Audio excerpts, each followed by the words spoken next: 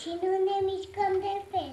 Doar atât sunt semne oare ziua 7-a de închinare? Nu, e o zi de bucurie ce avem din veșnicie.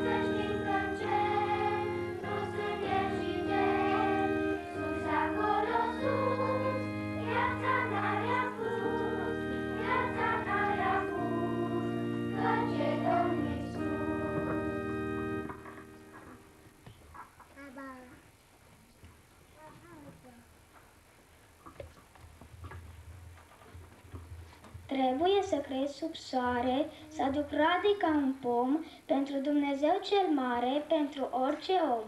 Trebuie să cresc în holtă, ca un spic de grâu plecat și într-abine lui recoltă, ca un bob curat. Mulțumim acelui care ne susține zi de zi și are o grijă iubitoare de părinți și de copii.